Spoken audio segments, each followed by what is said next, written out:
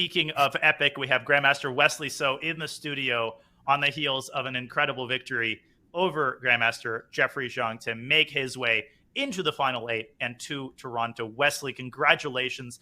Let's start with the Armageddon game. When did you know that you had the draw in the bag, and what are your thoughts on the Armageddon game as a whole?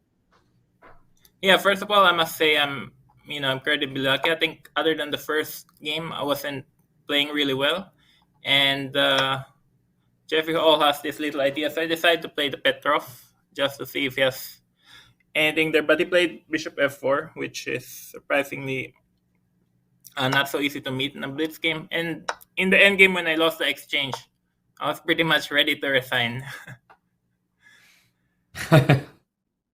Yeah, that was a really scary moment for you, obviously. But I mean, off the back of that blunder, it seemed like you went into like such an impressive defensive mode, and you came up with this beautiful idea, G5, which when you got that move, did you feel like that was enough right there to draw? Yeah, so I mean, I thought the end game was pretty much lost, but I can't do anything. So I just decided to play, and Jeffrey started using some time, so that gave me hope, because there's no increment for the entire game. So at the very least, one of us can try to flag the other. So that's the only hope that I had. I think White was surprisingly in the end game, though it's not so easy to win. Like I think on move 29, maybe White can play like G5, H5, Rook G1. But when I got G5 on move 32, I suddenly had some hopes, because he obviously missed Rook F5, Bishop G6, and he can't take the pawn. So he missed that trick. And when I played the G5 followed by Bishop E6, I realized that I have a fortress, and that it's almost impossible to lose. But yeah, I mean, in general, I think if Jeffrey won the match, it would have been well deserved, considering that I was also losing on game 3, and today has not been particularly my day.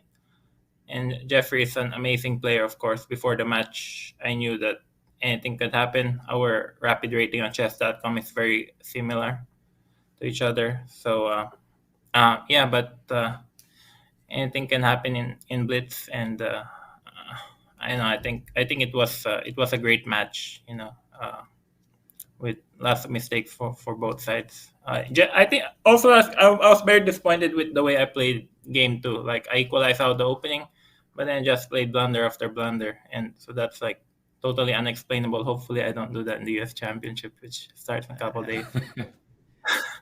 Game 3 was also pretty wild, Wesley. Jeffrey displayed some great preparation in the Garo-Con, and then there was a moment we were very surprised by. He took about 6 minutes, and he didn't play Queen G7 after which we thought you were in mortal danger. Were you surprised at that moment? What were your thoughts during the end of that turnaround game? Yeah, obviously, I think game 3, I didn't check with an engine. Like I'm too disheartened to check, but I guess I was lost somewhere. First of all, this line game 3 was played by Matthias Bluebaum in the Olympiad, so I didn't realize that Jeffrey would be this well prepared in the Caro-Kann. Otherwise, maybe I wouldn't have gone for it. Like I think on move 18, the main line is like Bishop E2 or something. On move 18, Bishop E2 was. Oh, is it Bishop E2 or Queen? I don't remember now. Or is it Queen E2?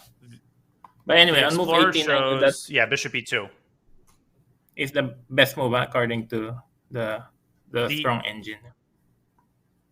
Yeah, the engine at depth 20 gives Queen H4, but I wouldn't trust that too much. Obviously, that's a little bit low depth. Yeah, I think the strong engine gives like Bishop E2, but I can't remember the details. Like if Black knows all the lines, he is holding the draw. But then over the board, I thought I'm 2 pawns up, and why not this short castle? And I was hoping that Jeffrey wouldn't be prepared after short castle, but he played well. And then when he played Rook G6, like it's very difficult to play. Yeah, very difficult to play for White. Like after C3, but at the same time, I couldn't find a killer blow for him, so I just play. And if I lose, then that's then I lose. But when he played King G8 on move 21. Like, I don't